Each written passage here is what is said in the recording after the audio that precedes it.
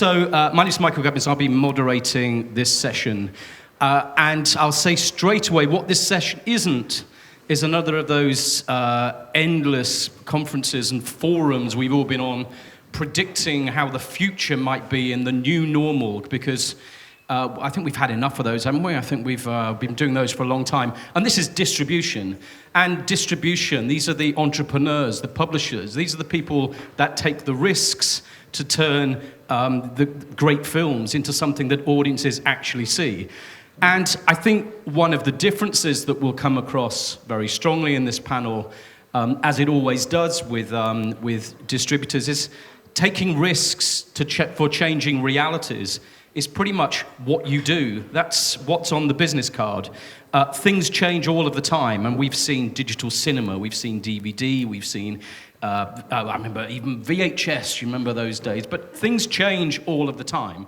And the reality is you have to be flexible, you have to adapt in order to survive as a business.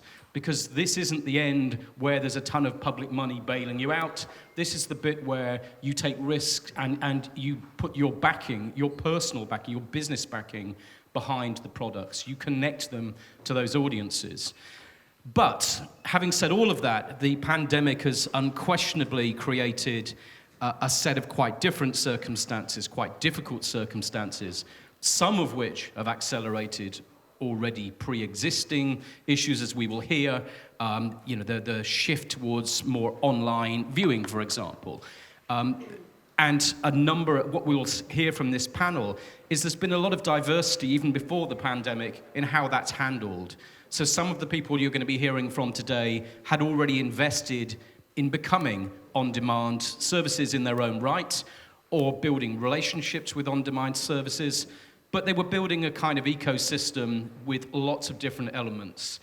During the pandemic, one of those elements, at least for a period of time, was ripped away in theatrical. And tactics were necessary during that time that we're going to hear from this panel.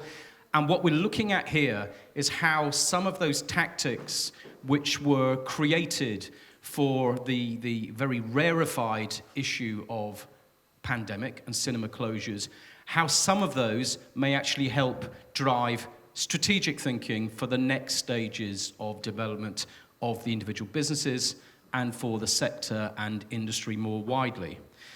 What we've got with the panel is, I think we've got north, south, east, and west covered, which is good. And obviously, during the pandemic, the good news is all women panels are now a thing. Who knew? I don't remember that in 2019. But this is another great step forward. So what we've got is a panel, though, with tons of experience of lots of different aspects of the film. The diversity of the panel is that there's lots and lots of different experiences that make up what is today's distributor. There just isn't an easy, nice, out-of-the-bottle model anymore. There's going to be lots of different variations that are about local conditions and are about changing realities with audiences. So we're going to start. I'll just introduce the panel first. We have Christina Pelikani from Greece, Feel-Good Entertainment. We're going to hear from her in a moment. Greece, obviously a very interesting country in terms of both the always there challenges of trying to make things happen in Greece and perhaps a lower level of take-up of VOD, a lower level of VOD services. And then we have Esther Coleman from the Benelux behemoth Cinear, which I think you will all know, but again, someone who I think has lots of other experiences too, lots of other strings to her bow, as we like to say. Then we have Elżbieta Dluha from the Czech Republic. And Aerofilm, I think, is one of those bodies, those organizations that I think has been at the forefront of a lot of these changes. A VOD player for quite a long time. It's fundamental to its business is how that fits in. And that's also true of Emily Samuelsson from Triart in Sweden, which is, again, one of those extremely innovative companies that has integrated VOD very much into its model. So, let's kick off. What we're going to do here, if any of you have tried this is some new technology. What we're going to do is we're going to pick up ideas and themes that have gone through. So, I hope you're going to leave here with lots of practical suggestions. So, they've invented this thing called a notebook and a pen. And I advise you during this period to pick some stuff up, pick up ideas. And what we'll do is we'll go through the panel, we'll get lots of that input, and then we'll come to you to share your experiences, to ask questions. And hopefully at the end of this, we're all going to go away with tons of ideas, and we'll start the future. So, Christina, we can start with you. Should I get one with me? Wait. I can speak. No, you can hear me? Ah, you can hear me? Yeah. Okay. I shouldn't sing then. Right. Hello, everybody. I'm not used to the glasses, so it's like, it's weird in a way. Let me see. No.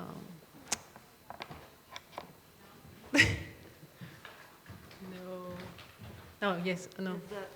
Ah. Oh, yours. Oh, No. yes. Yes.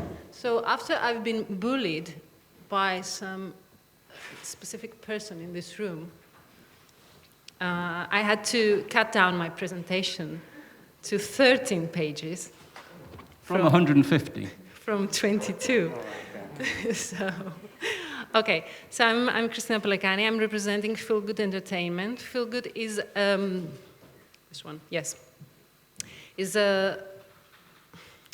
I'm doing everything wrong. You show me everything, and for some reason I'm doing everything wrong. Okay. So Feel Good is the #1 Greek distributor at the moment. We hope will be in the future as well. So we represent 2 big studios, Disney and Sony. Disney includes, as you all may know, Pixar, Marvel, Lucas, 20th Century Searchlight, Sony, as I said before, and we also acquire films, independent films from the market, so we also have independent content in our slate. Why is it changing? Something's happening. I need to use my computer for some reason. It's spoiling the presentation. Feel Good. Let me see. Okay. We are also into film production, so we also do Greek productions. We create new content, but I can say more about this. Home entertainment, as long as it lives. And we are also doing copyright management and safeguarding rights for films that are being shown outside theatrical venues.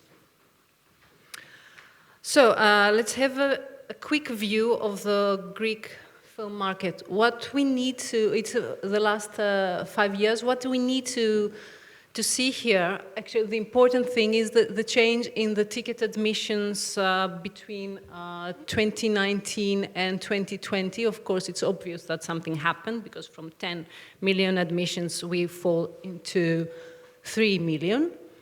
And what else? It's important here that the VAT on admissions also changed from 24 went to 13.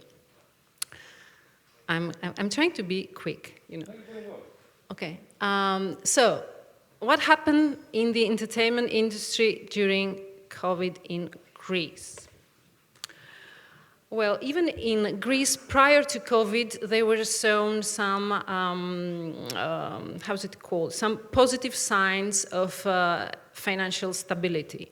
But when COVID came, that changed completely.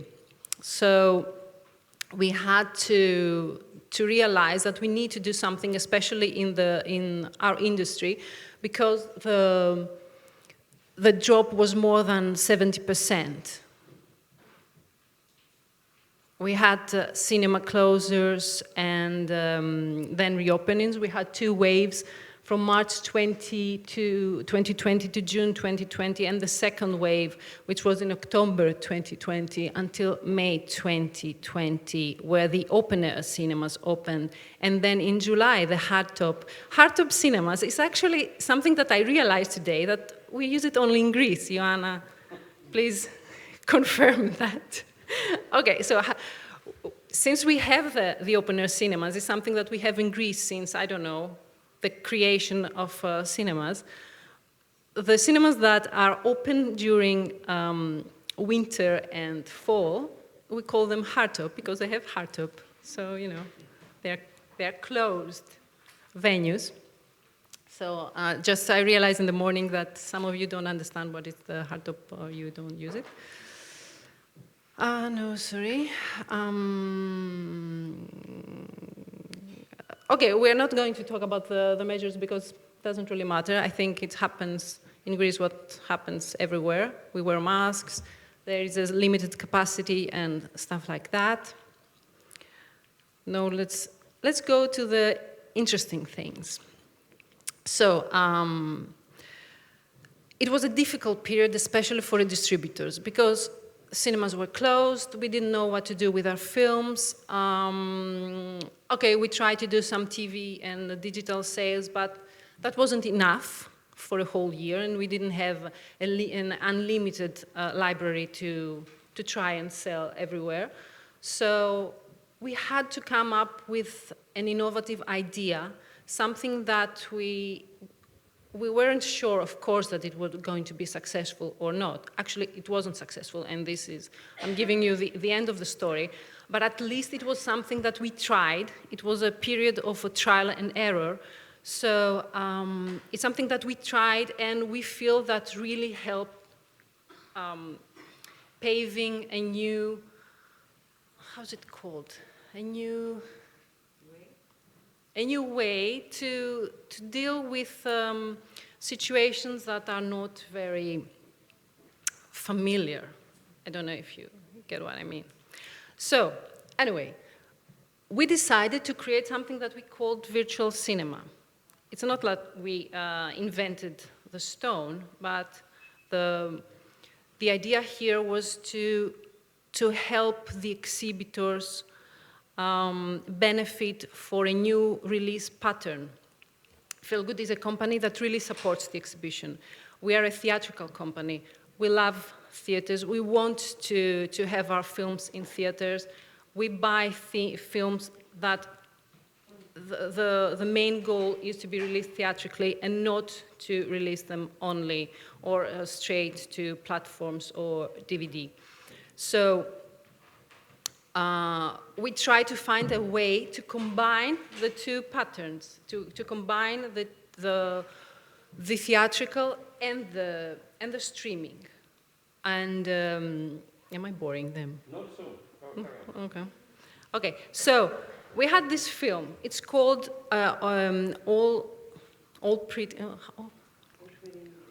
How's it called in All Pretty Horses? I couldn't remember the English title. It's from a Greek director. His name is Michalis Konstantatos. It's a film that naturally would be in cinemas because it's a film that went to festivals. It went to Sarajevo, to Shanghai, to Thessaloniki Film Festival, and in various festivals around the world. So it's a film addressing a more niche, more sophisticated audience. So the natural place to show a film like that is the theaters. Unfortunately, when we had the film, we had also the close down of the cinemas. So we said, okay, we were really lucky because we collaborate with a producer who was really open to new ideas and to new proposals. And we said, okay, let's not keep the film in our library and let's release it now with the pattern, as I said, the virtual cinema. What we did, we collaborated with 2 cinema venues in Athens and the ticketing platform that is called Viva. So everyone who wanted to buy a ticket for this film had had to go to that platform and buy a virtual seat. So it was like going to watch the film in the cinema, but from their home.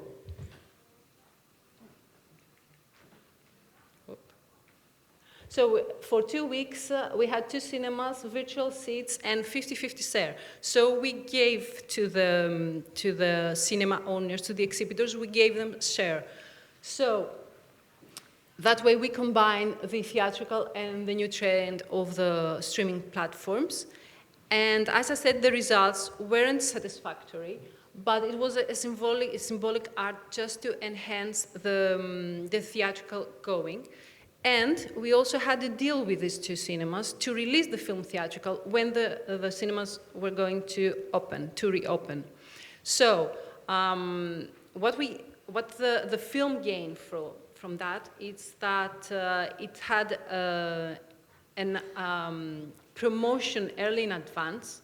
People started talking about the film. There was a buzz around it, even though it wasn't very easy to change the habit of the audience to go and buy actually a virtual seat and not an actual ticket to go to the cinema to watch the film.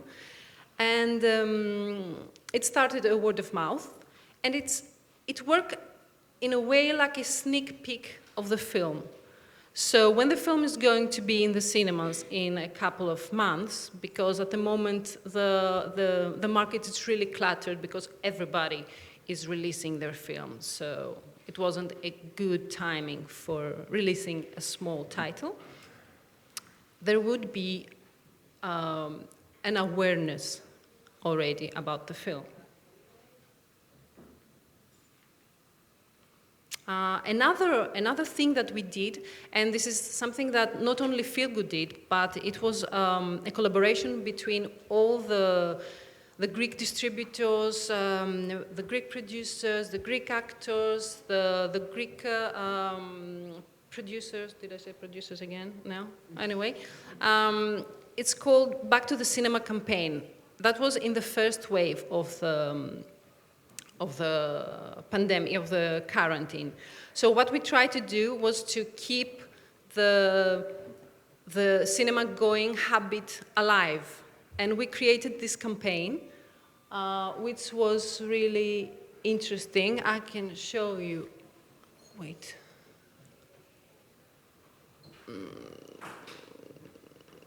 Okay, that's here. It's in Greek, but you get the point.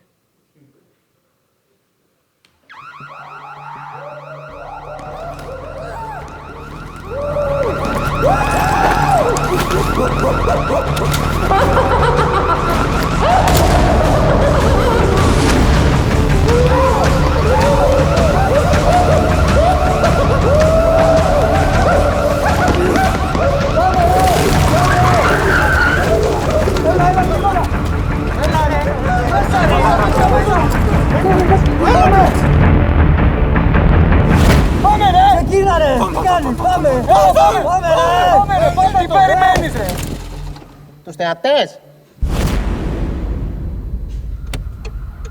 Okay, you didn't get what is happening here. What did he say? What did he say at the end? He said, "What are you waiting for? Why don't you start driving?" And he said, "I'm waiting for the audience to come." So, yes. And we did that all for free, and we promoted it again for free. It was a huge success of this campaign. It was an initiative that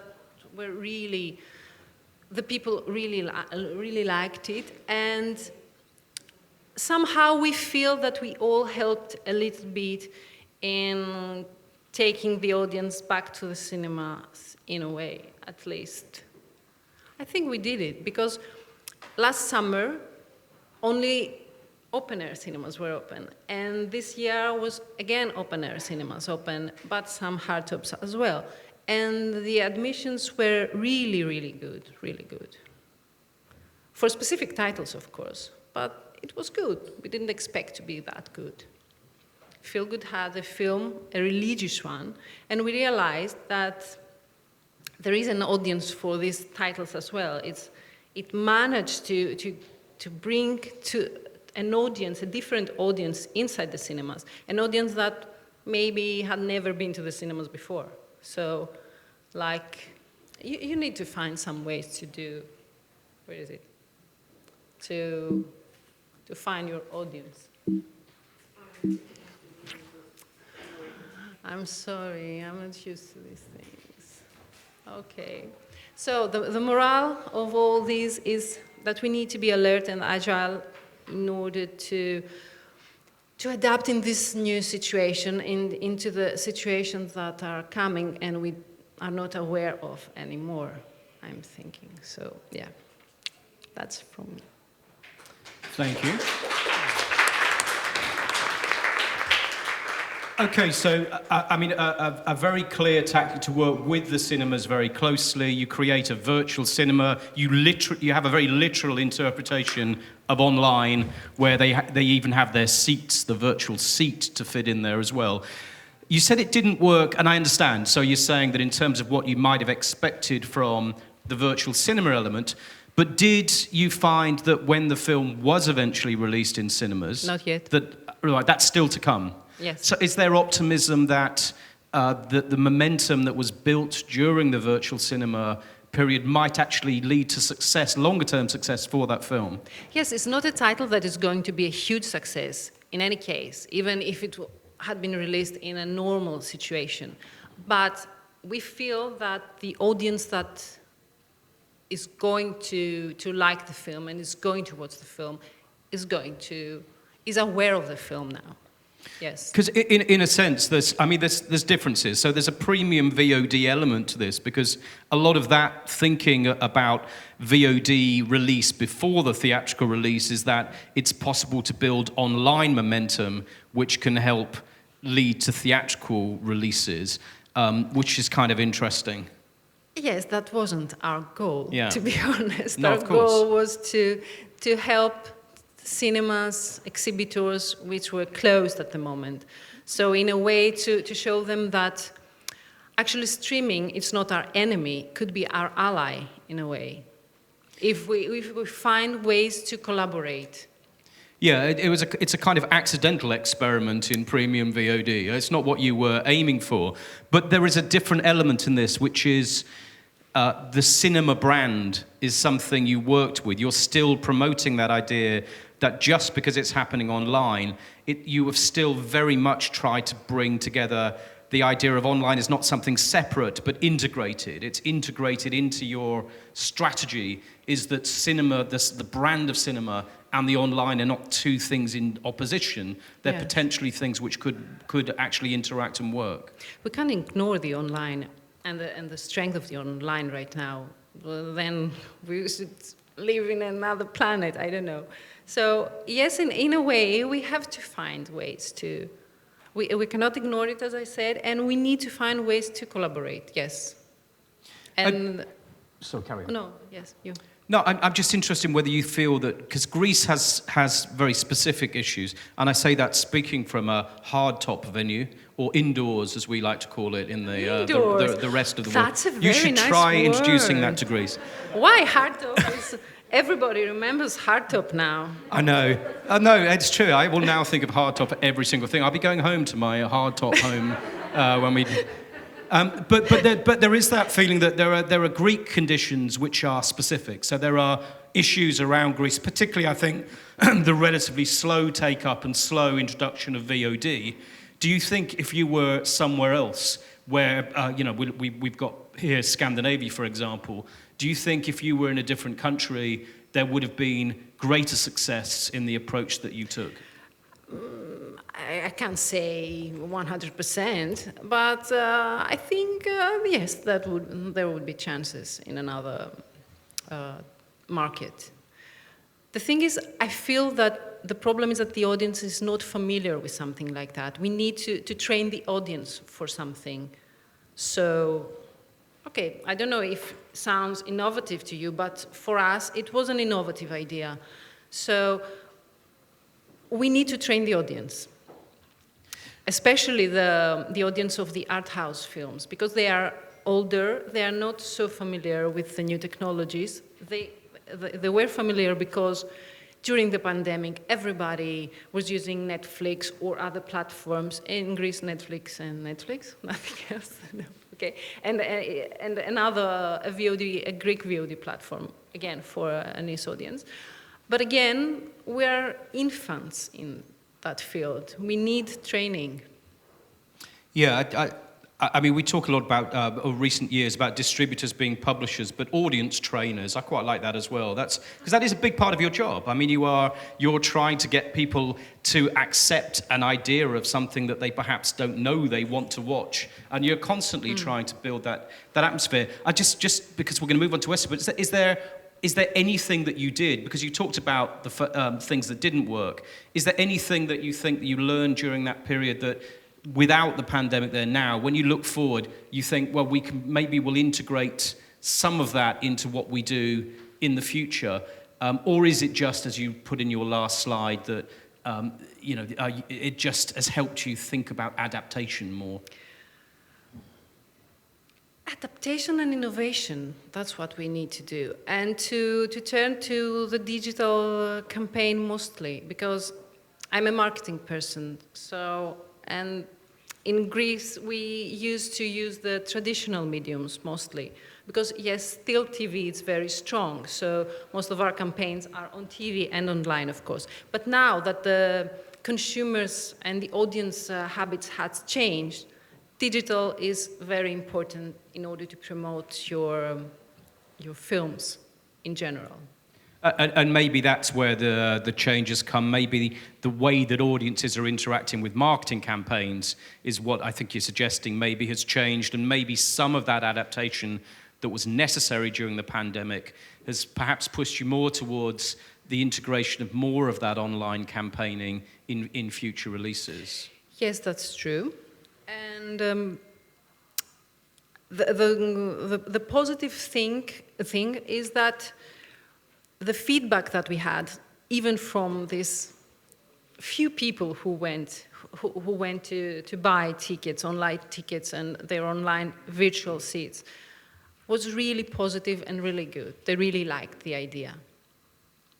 Yeah, okay, so I mean, I think we ended there on what I think we should always end these things on, which is the positive, negative. There is no such thing as a positive, because things are going to change all the time, but I didn't think that, there were things that didn't work, but you're constantly about learning lessons from those, and I thought you did that really well. So another round of applause, I think, for Christina.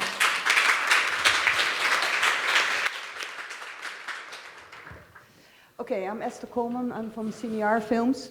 We're based in the Benelux, a distribution company, and we have quite a different situation, because we started in the lockdown with quite a developed VOD market as well, and we already built up a really big catalog as well in this. So I'll start with, I'm working for the marketing company, and my task during the lockdown was also to grow online more, because that's our key. Create your own audience, and it's like we call it organic P&A. If we can find our own audience by our own channels ourselves, for the big films we can build it up with campaigns, but for the small art houses we can find them through our own build-up audience. So I start with some numbers. Of course, we had 2 lockdowns as well, in total 10 months. Theatrical went down 25%, like by a little bit like that. The overall VOD and TV market went 50% more. The PVOD market 3 to 4 times more. I'll tell you more about that later. And the VOD market doubled, and the art house SWAT market also tripled. So we had, like, when the lockdown started, we were in panic, and then we thought, like, okay, but this is a chance to do something we always wanted to do more, and to invest more online, and also in watching film on other ways. This was I'll show you, we call it the Senior Club. It's an invention of my boss, Mark. And we really grew during the lockdowns. We really grew because everybody was online, and this was an opportunity for us to build up our senior club. I'll go to the next level. Yes. I give you some examples. We bought more straight-to VOD films during the lockdown as well. More than normal, like 20 in a year, and this is like the top 6 of the ones who did very well. 2 of them were actually ones who were supposed to have theatrical release, but because of the lockdowns and the closing of the cinemas, they went straight away to VOD, which we had a profit from because they were strong titles actually. But next to it, we had a really, we have 700 titles on all platforms, 700 films. And we had profit from one thing. In 2019, we had a really good theatrical year, exceptional good, with really good releases. Those releases, theatrical in 2019, went on 2020 on the platforms, which really helped us to create more awareness as well.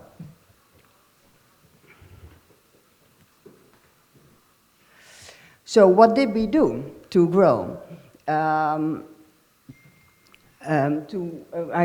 can tell you some examples, but first we started to change our, we always work with the marketing mainly on the theatrical releases. And VOD was also a little bit part of it, but we did it next to it. Now suddenly we had to focus on it, so we had the chance and the challenge to change some things. And one was we have to be more and more visible online. So what we created is, I used to work for a publisher as well, for magazines. We created an editorial more way of working. So doing the online channels was not in the marketing meeting anymore, but we had our own meeting and just focused on that one.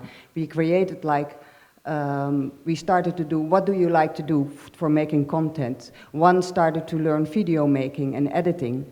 And so that's how we learned new skills to high up our content actually. And we had like, in that way, lots of possibilities to do so, because actually we were very busy. We thought like we have nothing to do anymore, and during the lockdowns I never worked so hard. First of changing everything because of the changing release days, and then suddenly we had to cope with releases who were a little bit different, and we had little bit different ways to do so.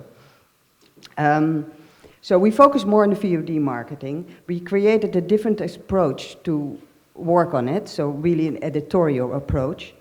We created more own content next to the publicity, more materials we got anyway. And we did, like a nice example is like we did a campaign. It's a little bit the same like you, but then only us. Where do you see our films online? Because that was also, we had to educate the audience. They love art house films, but they didn't know exactly where to find our films online. So we did a little campaign with that, which helped on one way. On the other way, we also found out if you communicate too many titles, it doesn't work. Because straight away, when the lockdown started, we were buying in online campaigns a lot, which was really cheap in the beginning. But everybody was online, so it was really efficient. But we find out when we bundle some films together in one campaign, it didn't work. We still have to address our audience with one movie, actually. But while there are some art house films who just have the same kind of audience, like the art house target audience is kind of like, yeah, have the same profile. And then, so online marketing was a really important tool for us. And we started straight away. We were not afraid. And that helped really a lot. At that time, we grew so fast because we didn't wait what was going to happen. We just did it. And that really worked out very well, actually. The other angle is also that the press, the Dutch press, which was more focused on the theatrical releases always, was now more willing to write or to do things about VOD releases as well. So we could combine that much better. So even when the cinemas got open, we could make combinations with them. We did joint promotions with them. We did partnerships with them, and we could offer them both. Sometimes we combined one movie went in the cinemas and the other one just went on VOD, like for Almodovar, by example. We had the whole catalog of Almodovar on our own channel, and we could combine that with the release of his new film. So that's even with the media, we got more angles to work with, and we got closer collaborations with movie titles before we couldn't get. So that was kind of a good thing. And we worked also close. We have, like in Holland, the VOD platforms. We have one thing, what was really nice during the breakdown. In Holland, we have a theatrical pass. It's called Cineville. Those are for art house lovers. And you pay like amount like 20 euros a month. And you can see as much movies as you like in the cinemas, in the art houses. And when the cinemas were closed, they started Cineville Vitamine. And they started to offer online movies as well, which was great because they are a core audience of our movies. So we did some partnerships with them as well. So that's how we could find our audience back again online and learn them. You can see the film online, but the same kind of movies you can see in the theaters as well. We have another one, and that's Pickle. And Pickle is already a VOD platform which released day and date with some art house releases, mostly the more smaller ones. The art house film theaters are connected to Pickle. You can see the film in the theater, but if you don't want to go or you're lazy or whatever, you can see it at home with Pickle, and you just choose the art house you want to see the movie. So you support the art house with that way as well. So we had them as a partner as well. And as you could see earlier, I went too fast with the numbers, I'm sorry. But the top 3 of our revenues were Pickle and Pickle and Cineville. They really, really took care of that we could find our art houses audience again back on the online part. And the second partner we really worked what was a totally other league, was Pathé. What we did with them was we made exclusivity deals. We gave them a couple of weeks prior to the others to release the film, to show the film, which in exchange we got campaigns, we got promotion for them. So in that way we could profit for them, their really broad channel, and bring us an audience we didn't have before. And with our online campaigns, we could lure the audience to know us better. And that's also, we come with the last point. Maybe I go too fast, I'm sorry, but we focus also on the B2C. We wanted to grow already in the B2C. We wanted to make Cinear more as an authority, as a connoisseur of movies, and if you see as a Cinear films, you know this is chosen well. So in that way, we were already like building up to launch our Cinear Presents at the Amazon Prime channel, which is great because Amazon Prime is very big, but then we had our own art house channel on that. So, and then the first time it was like really using our name. So that was our step into, reaching the audience directly with our films. Simultaneously, I never can pronounce that word. But on the same time, it's better, we released also our director's collection, which you see by eyelets straight away, all the films of our important directors online on our site. And we didn't release it straight away to sell more movies, but even more to make more awareness of our directors we're releasing. There's more to see, you can see it there. And actually, we had help from our editorial skills we learned, but in that way, we were writing biographies, we were making videos, we made everything to give the audience some kind of feeling than only like that this is the movie, this is about, and it's directed by that one. So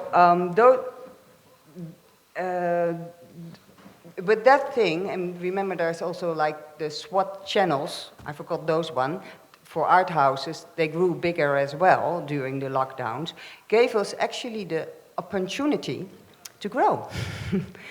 And now the cinemas are open again. We were afraid the audience, would stay back or wouldn't come back, but it showed we can have both, and it can strengthen each other.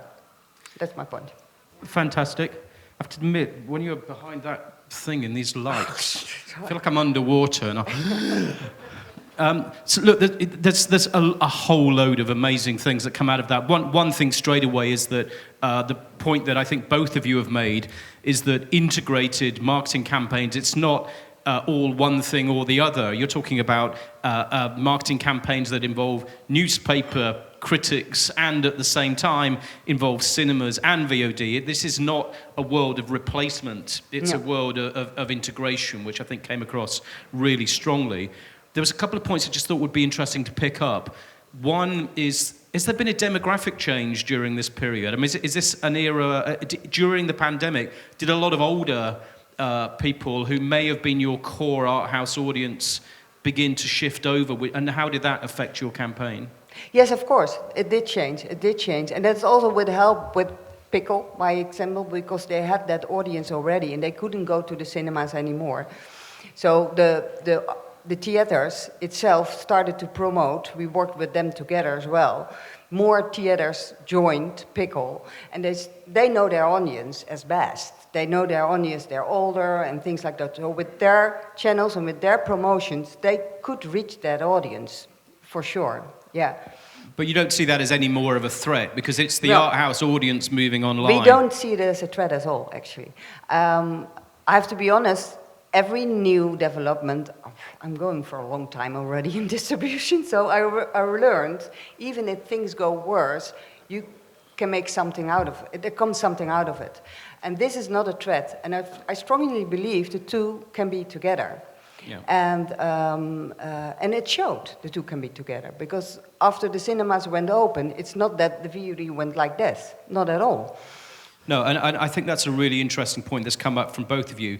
A couple of other things, just quickly. Straight to VOD is an interesting thing, because straight to DVD obviously had a reputation that that's where you put your crap. Yeah. But straight to VOD seems to be a different thing. It seems to be building a different kind of momentum. I wonder, I mean, that your job, you go to a festival like this and you're looking at something and thinking that could be a theatrical hit. That's how your business works. Are you now looking at things, are you building a sixth sense of something that would work on VOD? Is this a new skill? It is a new skill, but it was a skill done during the lockdown. But we bought strong titles we were perfectly for VOD. Theatrical will be the main focus, but this worked out very well. So if there's a title we think, and it's not what used to be on Adaptarse will be the bad titles. No, still some titles are better online. And you find your audience online, they won't go to the cinema for it, but they will see it at home. And because also they consumed more at home now. So yes, for sure. Yeah. Yeah, it's a really interesting notion that straight to VOD may be some kind of genre change. Maybe that's where new talent comes through. Yeah. Just finally, just because I think you've presented it really well on that slide there. Distributors tend not to be customer-facing brands. No. And yet, from the B2B point of view, I mean, I can think of a number of brands that have always been for cinemas and for others. They're quality marks. They are people that you trust, and Cinear would certainly be in that kind of list. Is there something in this, the distributor, the name, the becoming the front end, all of that curatorial skill you have, all of those taste-making skills? Is this something you think could become a very big thing where Cinear presents, the name going forward? Is that something you could see as a trend moving forward?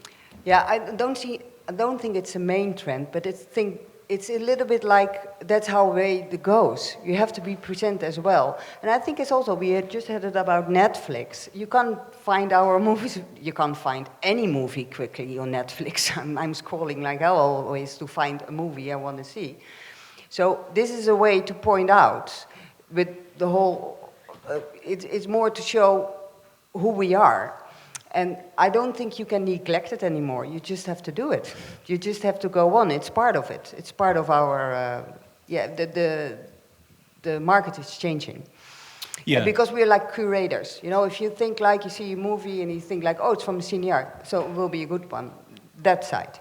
Yeah, it's interesting that's been in the industry, and then maybe it's becoming something that's customer facing. But yeah. there's some really interesting, and the contrast, I think, and the similarities with the Greek market, I think, have really added to this. But I'm going to move on to Egitea, if I can, because you're, again, I think your company is one which is already thinking in terms of that integration. It was kind of built on that integration in Aerofilm.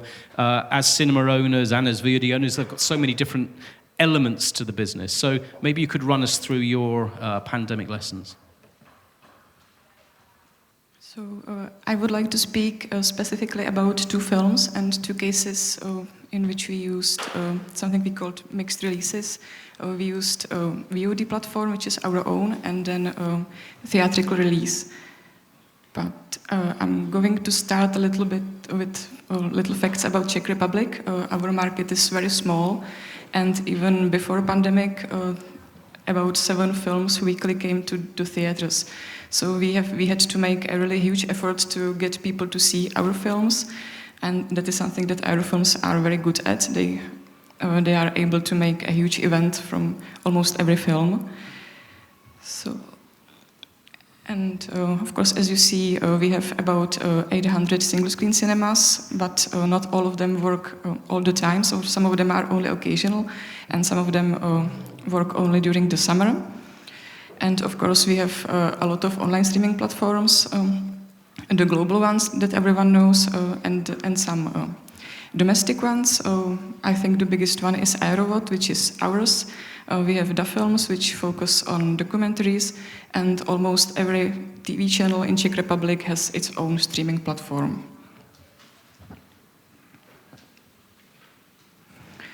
So before the pandemic, it was the best year for Czech cinema. We have the biggest number of admissions, and as you see, the highest grossing film was Czech rom-com, which is usual. Usually Czech lifestyle comedies are the highest grossing movies. During the pandemic, we closed cinemas for 2 periods of times. First was between March and May 2020, and the second was from October last year to May this year. And now the cinemas opened in May, and at the beginning on the 50% capacity, and with no refreshments, which meant that only single-screen cinemas opened. It wasn't interested for multiplexes that stayed closed for almost a month, because refreshments are about 50% of their income. So it was really good for us. So a little bit about Aerofilms. We started in 2006. It was a joint initiative of 2 Prague cinemas that decided that they want to bring films that they like to Czech Republic. We brought about 200 films, which are very carefully curated and chosen. And in 2013, we started our own VOD platform, which is Aerofilms. It is very popular in Czech Republic. Of course, we don't have the same subscribers as Netflix or HBO Go does, but it is a love brand, and we know that people really understand our choice, and they go there because they are sure they can find something good easily, and not, as been said, they don't have to go through a lot of ballast. And actually, I wanted to say that last year was, ironically, Aerofilms' best year, because we distributed the Czech documentary of Síti. It's called, translation is called In the Net. It was about predators who look for young girls online, and it was really a huge hit, and it opened a really huge discussion about safety online and what the children do online. So last year was horrible in some way, but for Aerofilms it was a huge success. So about our activities during pandemic, we had a similar idea. We opened a platform which was called My Kino Online, My Cinema Online, and we tried to simulate the cinema experience. So we also sold tickets to the screening. We also cooperated with cinemas, and if the audience bought ticket through their registering system, the part of the income stayed with the cinema. So it was the way to support your local cinema or your favorite cinema, and we used it to do events. For example, we invited directors to give introduction to their films. It was possible to have a discussion with the director after film. We allowed the audience to instant messaging each other so they can discuss film with each other like they usually do after film when they see it in theaters. And we also made some special events that we invited Czech directors, and they just played parts of their movie and they just told stories about how it was shot, like funny stories from behind the scenes. Then we opened our own car cinema. So because car cinemas were allowed during the lockdown, so we operated our own, and we also put strong focus on our VOD platform. Of course, a lot of films went straight to it, and we bought a lot of films that were meant only for Aerovod, but we also used it for our theatrical releases, and specifically in these two cases, it was Bad Luck Banking or Loony Porn by Radu Jude and Slovak drama The Servants.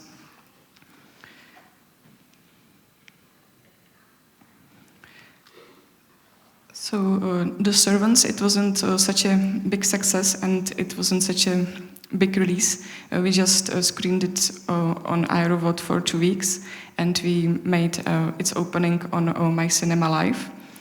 And the good thing was that it got really huge press when it went to Aerofilms for a limited period of time, and then it was still very well known when it went to the cinemas. But it's a very small movie, so we didn't have really huge expectations, but it met them, and so we take it as a success. But when it comes to the film by Radu Jude, it won Golden Bear at Berlinale, and one of the producing companies is Czech company. So we see it partly as a Czech movie. So it got a really huge attention when it won. So it really got like 3 or 5 huge press coverages in Czech Republic. First one was when it won Berlinale. The second one was when we also show it on VOD Aerovod as a premium VOD. So you could pay a little bit more money to see it for a limited period of time.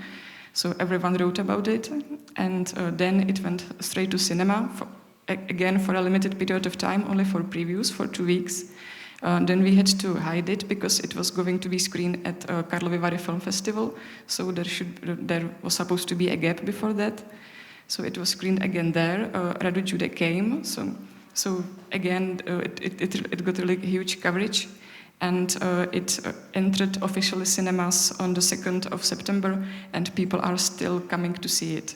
So at this moment, it is our second most successful film after Annette. Of course, so we are still waiting to get to the numbers that we are used to have, but we see it as a big success. Okay, a quick round of applause there, I think, while I get this mask off.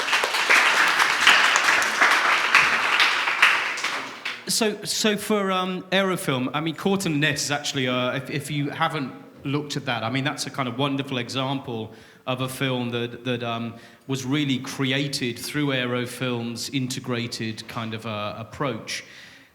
Did the pandemic change anything in the strategy for these films, or was that something that was already part of the kind of Aerofilm's culture before the pandemic? I think that Aerofilms are very agile.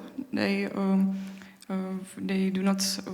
They are not passive, and they always try to find new ways how to show films to the audience. For example, we had a really great. It's not connected with VOD, but we had really great success with Climax. When we invited the director, we screened it in all our affiliated cinemas in Prague at the same time, and then we had an after party in famous Prague techno club where Gaspar Noé was present.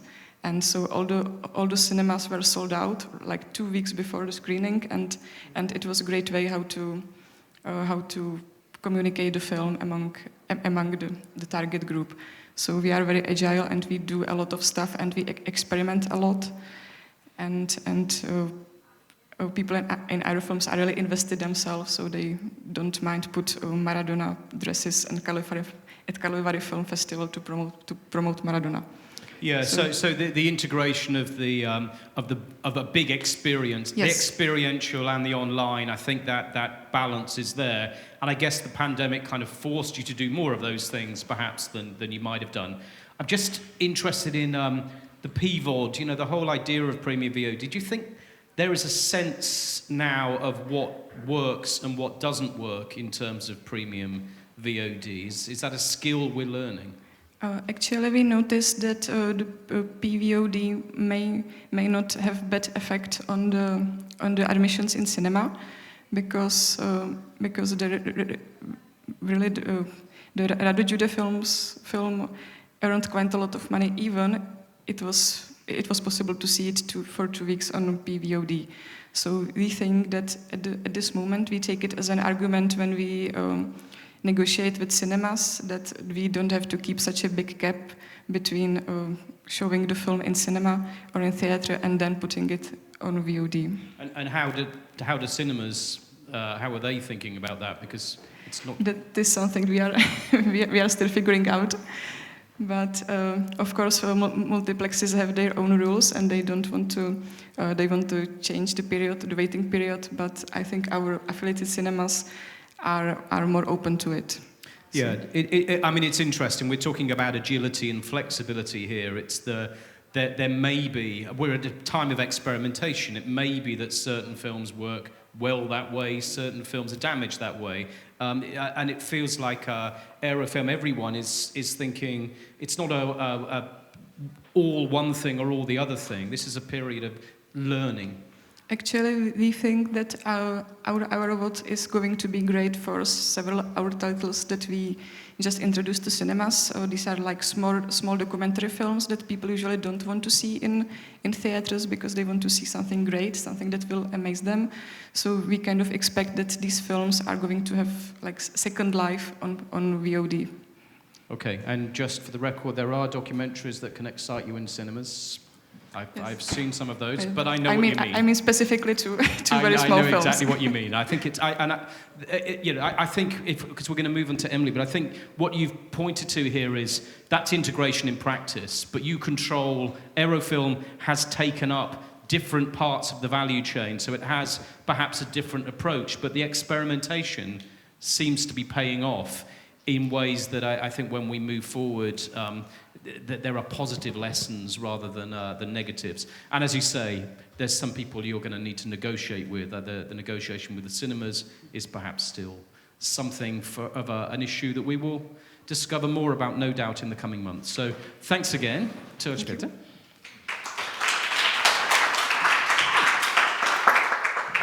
Yeah, hello everyone. I'm Emily, and I'm from Film in Sweden. And I'm going to jump right ahead to my case. The thing is, in Sweden, cinemas haven't been closed. Well, it's been different during the pandemic with restrictions, of course. But during the whole time, some cinemas have kept open, which has, for us, been good. We've been working like normal, almost, but pushing some titles ahead. But what happened was we had a premiere planned for the film Greta, which was a big domestic title that we felt we couldn't move. So when the date arrived, there were allowed 50 people per screenings in the cinema. And still at this time, almost every cinema had kept open. But so we were planning a big event. Am I going up? Yeah, thank you.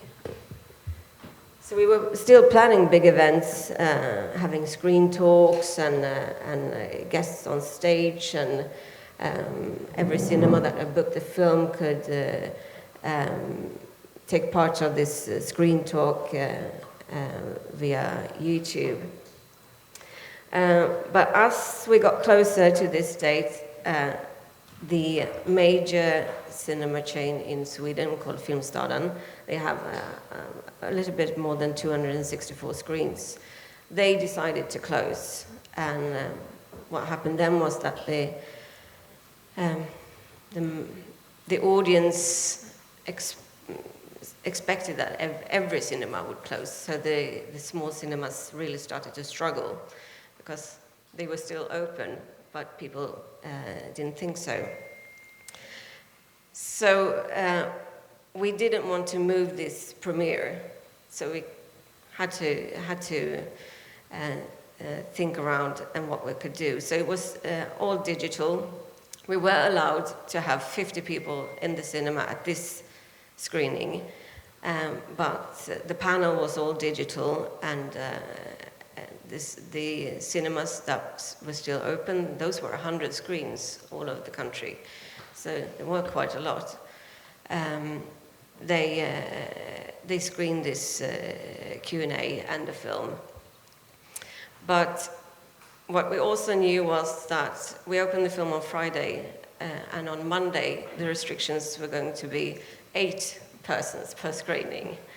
And then, of course, we suspected that many cinemas weren't able to have the screens open, the cinemas open.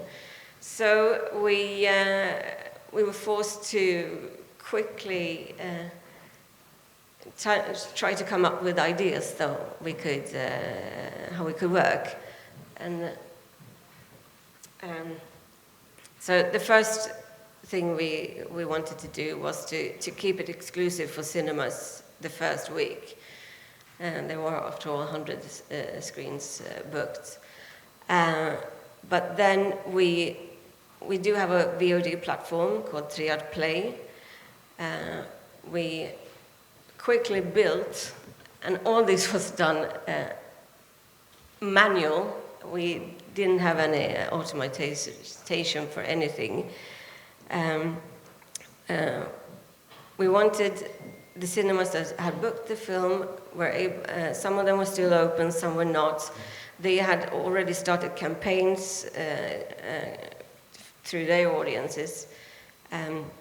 So we made, on our platform, you could buy the screening for a sum of 139 crowns, and then you could also buy slightly more expensive, about €2 more expensive, and then choose your cinema of choice, and that price would be,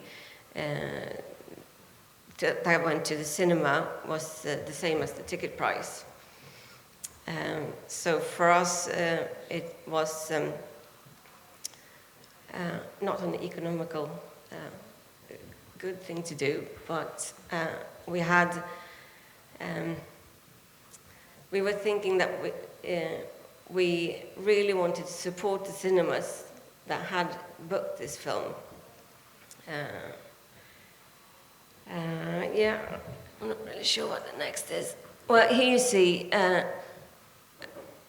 what we built is support your cinema, but also we wanted to try something more, so we created a gift voucher. So you could still support your own cinema of choice, but you didn't have to do it at this time. And we were also lucky because Gothenburg's film festival had tried something similar before. So the audience and the cinemas were a bit, they knew about this, so we could really start in over a weekend. And all the 100 cinemas that had booked did use this, and all got not a lot of cash, but some. Yeah. So go down. We continued to try after Greta a gift card on our VOD platform, and you could also here support your cinema of choice. But all this, it was really done really fast. Everything was done manual. It was a lot of work. We haven't really evaluated the gain for us as a company, but yeah, we're going to continue. Yeah, so a lot of energy obviously goes in all of you, actually. The integration with the cinema, the use of that cinema brand seems to be fundamental to all of the approaches that you take. Presumably that's because theatrical remains the best in terms of money and in terms of returns. That's still, the theatrical market is still the most transparent and highest earning. That presumably is a big part of your thinking in supporting those cinemas, that you need them to survive this pandemic. That seems to be a heavy motivation. Yes, it was, and it was also a really good opportunity to start to work with the cinemas in a different way. But yeah. And did you see any change of thinking from the cinemas? Because we talk about changes here, about the way distributors are working with other people, but did you sense that during the pandemic that support is something which is perhaps changing opinions within the cinema community? Well, what we could see were the cinemas, of course, they had the opportunity to both be closed and open at the same time, which was really great. They knew the audience, they had a communication with the audience, so now they could, now they had something they could offer, but you didn't have to use at this time. And I think that's something. Yeah, and I guess part of the Swedish issue is also that you have a virtual monopoly of, the biggest player is really, really big in Sweden. Yeah, and when they left the market, all these small cinemas, and not so small in the bigger cities like Stockholm and Gothenburg that were still open, they moved up a bit, which was a great opportunity for them. Yeah, there's one other interesting element to that, which is we're talking about money and so on, but the added value element that you're putting in here, the Q&As, some of the special screenings, it still feels to me like we haven't quite reached the stage of differential pricing where we're looking at value in terms of changed pricing structures. So we'll pay more for certain things and less for others. It still feels like quite a monolithic market where we're still, audience expectations still seems to be, even when you get more stuff, you don't have to pay for it. It feels like that's an era still to come of that differential pricing. Yeah, and I think that's going to be really difficult because we are now that people are expecting more for the same amount of money. And how we're going to change that. Yeah, I guess that's the audience training thing again, is how do you train audiences to have, because, we're buying an online and offline with Greta. Greta must be about 50 now. How old? She seems to have been around forever. But there is that feeling that of the you're adding more value in all the time, but that value isn't turning into money. I'm sure there's something there that no doubt some people in the audience maybe have in mind. So thanks, Emily.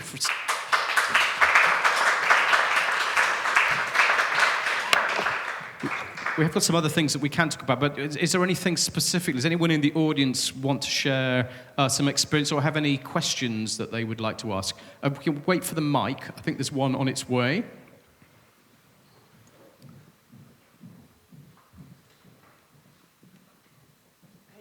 I'm Alison Gardner from Glasgow Film.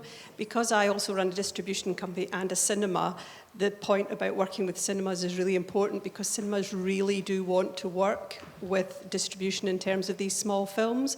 We also have our own Glasgow Film at Home player, and that's worked very successfully because cinemas have the marketing and know-how about their audiences, which perhaps distributors don't use. And then we, for example, for Glasgow Film Festival, had over 41,000 views on our player because we were in complete lockdown, and that translated to 12,000 sign-ups in a week on our platform, and that's worked really successfully. And we shared 50% of all our profits with the filmmakers and or distributors and or sales agents. So working with cinemas, I think, is the key.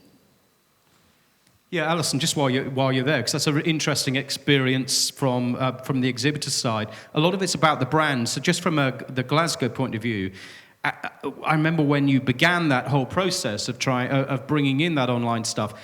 How much is this the cinema brand exerting itself over VOD? So essentially, we've been working a long time with VOD since 2012 and our own player. So I think it's really important that you are not our experience is you're not cannibalizing the cinema audience. People do still want to go to the cinema. So we use the video on demand platform to extend the life of a film that we maybe can't do in terms of the program itself in the cinema. So we might show something a week in the cinema, but then have it online for 4 further weeks, for example, because then people think, oh, I forgot that film's there, but it's on demand. And also because for us, Scotland is a geographically difficult country, so there's not cinemas in all places, so our brand and our cinema reaches out to the whole country, and I think that's probably a lot of cases in the smaller countries in terms of geographically difficult countries to access. And also access itself. We're champions of equality, diversity and inclusion, and it's really important that people who cannot get to the cinema can also participate in film culture online. Yeah, I think that last point is a particularly big deal. Maybe we'll come to you, Esther, on this, because I think there's two elements, but that last one, there's benefits in extending the audience, that actually there are, the video on demand promise is to reach people that you wouldn't reach other ways. Is that something you can build into a strategy, or is that a bit of a myth? I mean, how does that work for you? I think you can build it in as a strategy, but I think you can use it as well. Because you're always trying, you have a core, but you're always trying to find, with every movie you release, whatever you have, you're trying to find, again, your audience. And every movie has its angles and things, and sometimes the target group is more difficult than the other releases, actually. So you for sure can use it as well, because some are find better online and some are find better in the cinemas. So if you have both, you can retarget your movie whatever you want. Yeah. Yeah, I think the concern has been in research as well is that it's the same audience effectively. It doesn't necessarily cannibalize, because it might be that they go more than once, but actually people who aren't near art house cinemas this isn't necessarily reaching them. So, I mean, the Netherlands is different than Scotland. You're all next door neighbours in the Netherlands, but that geographical issue isn't necessarily quite the same. But there is, that culture of trying to extend beyond people who know they love art house film already is difficult. No, it's not difficult. It's challenging, maybe, sometimes. But I still think it's both. It's there. How do I explain it? I'm getting a little bit like. It's not difficult. You have to. I think it will become more and more a part of it, and it won't eat each other. It will help each other. And if you think of, there will come an audience who will do both, which will be a really good core audience for us, for sure. Yeah, Christine, coming to you. I mean, what you're saying, I mean, that's a very distributor answer, which is, it's not difficult, that's what we do. But you have to, you're trying to work out a mechanism for doing it. Yeah. Christine, I mean, presumably a lot of your audience, even when you're doing stuff online, is very much around Athens. I mean, maybe, I don't know, with Thessalonica as well. Do you get any sense of an extension of the market into different people? Different, yes, of course, because do you know what's the average attendance of cinemas in Greece? Is that hard top or outdoors? Both. 12. 12? What's 12? No, the average percentage of cinema attendance in Greece is 0.8. So, yes, there are possibilities to widen the audience that goes to the cinema. And of course, there's audience that is using the digital platforms, again, the one digital platform that we have, at least, who can also go to the cinema. So yes, there is an audience out there who we need, again, I will use the same word, train and educate to go to the cinemas or try the innovative ways of watching a film. Yeah, I guess what I'm interested in is, because all of you, one way or another, use the cinema brands in order to reach the cinema audiences, and maybe that suggests that you see a core audience around that cinema audience, whereas it may be more difficult. Those brands of an Athens cinema may have little resonance down on the coast somewhere, further. I was going to give you some names of Greek places. Now I've realised. Please do that. Please do that. Yeah, it's in Skiathos. Okay. But it's different there. Those brands, presumably, it's more difficult to even online to get outside of the same core audience.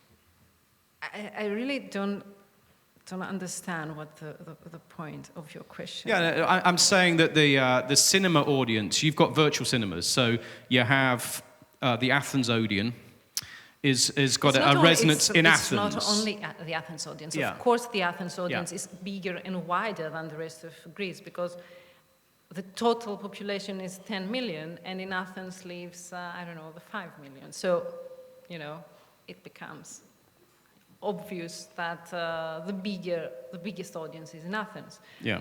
But we are targeting the cinema goers mostly because we will use them as ambassadors in a way. They are our ambassadors and are the first who are going to try the new ways that we are going to find in order to watch the films. Why are you doing that? You have something in your mind. You're telling me it's kind of, what the hell are you talking about, man? It's this is our plan. We're already on this thing. So you're saying that cinemas give you a certain amount of resonance within a certain group, but your strategy is broader than that already. Yes, of course. And our campaigns also include whole Greece, not only Athens. Greece is not only Athens.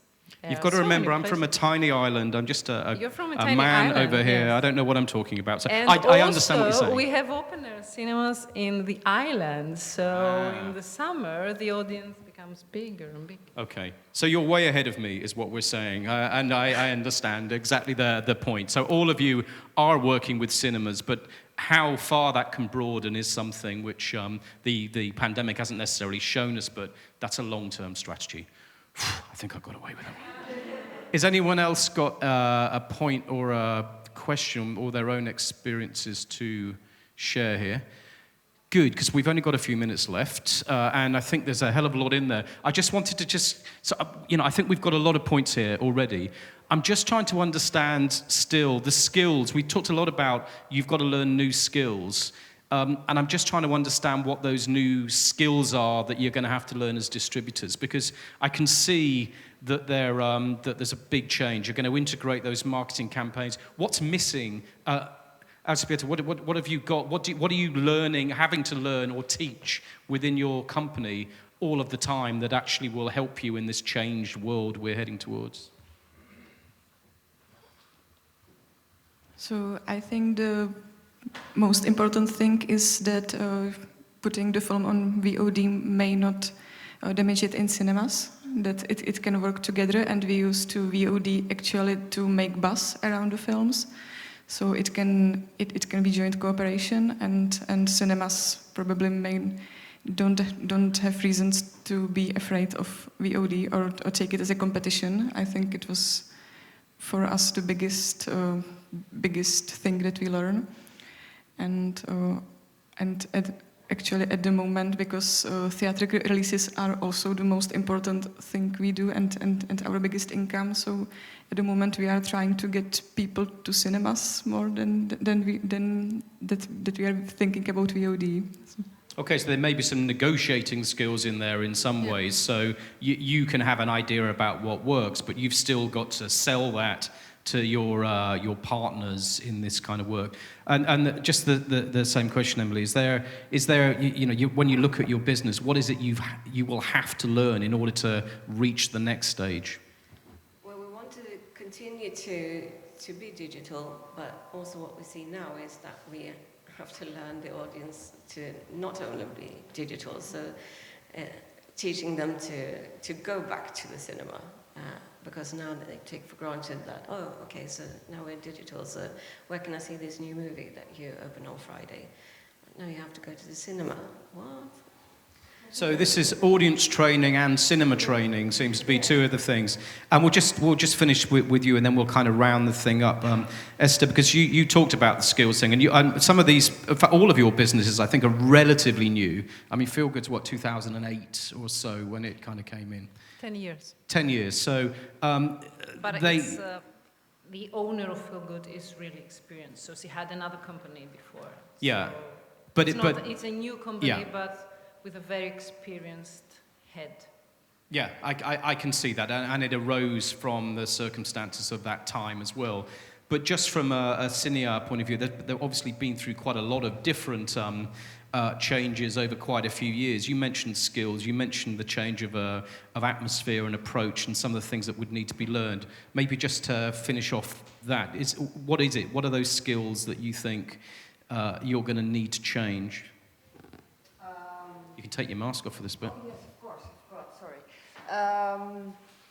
The skills I think we need to change is, in a way, to keep on adapting and being very flexible and being very aware about the changes, in a way.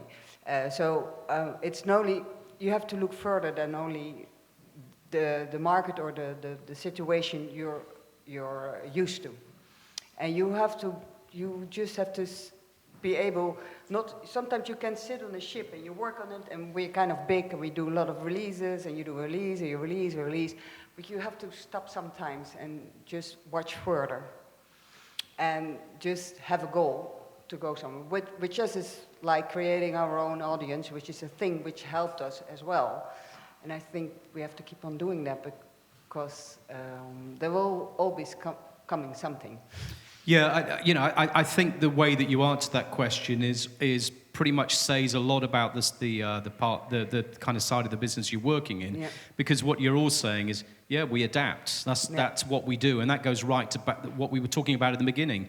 You take the circumstances as they are. You've got a film to get through. I did take from you though that sometimes putting your head up and looking around and seeing those changes can be very difficult when you're so committed to the specifics and the day-to-day. And I think all of you, it's clear, have got, all your companies are committed to long-term strategies, but tactics is still necessary from day to day to day. And you have to still keep on flexible in that one. Yeah. To adapt and to do in a quick time. Yeah. Because the world is going faster, so you have to. So you can't wait and say, let's see what happens, and then. So yes, you have to adapt, and you don't have to be afraid of it. Yep, there we go. Don't be afraid. That's a good way to finish that point. So just the points that I think were takeaways from all of this.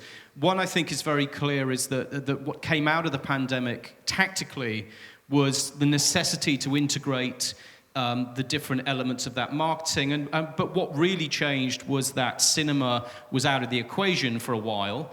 But actually, it doesn't seem that particularly knocked you off your stride. It just meant that you had to adapt. But I think what you're all saying is, yeah, but we have adaptable release strategies all the time. The balance of that integration changes sometimes from film to film, but actually using partnering with the cinemas, working with VOD channels, whatever, that's just part of the way that you have to think moving forward. I would suspect from what you're all saying is that the demographics may have changed in the pandemic, which I think you were saying, Esther, is quite significant. So there was a time when it was the demographics of people using VOD was all very young.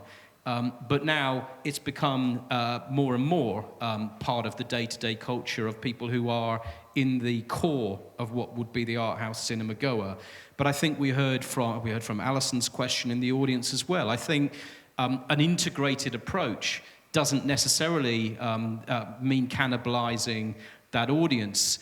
It may actually increase the engagement of that audience with the cinema that they love. But it feels still that reaching beyond those is the challenge that the whole industry has. So how you get out beyond those people who already know they want to see films is a challenge, which is why I do love this, and I will be using it every day, of audience training. It seems to me quite a big thing. And that integrated training, that integrated marketing also seems to be about sharing brands. So using the brand of the cinema where that has the biggest resonance makes a lot of sense. I think I was being rightly attacked there as being someone who was perhaps being conservative about this, because that's a strategy for the longer term as well. There are opportunities in VOD that will require different, perhaps flexible thinking, but very interested in that idea that I think all of you use to an extent, which is you become more of the customer-facing brand. So that trust that's been built between distributor and business maybe can be extended into distributor and customer, because the skills of curation and the taste making is something that I think can go on. And then, of course, what we were hearing at the end that we learned is perhaps it's more of a cultural shift that I think, there probably has been a big cultural shift over 2 years in the way that you think about marketing campaigns. But what struck me with all of you is it was a kind of feeling that, that culture change is something we've done. We just accept that's part of what we do as a business. And it doesn't feel like a revolution. It feels like you see this as an evolution of the work that you already do, which, lest we forget, is still that bit that takes the talent and genius and culture that we all love. It's that connecting tissue with the audience that's so essential. And I came away feeling oddly optimistic that you were way ahead of where I was on that. So hopefully people in the audience would also have got a lot of their notes too. So thank you to the panel.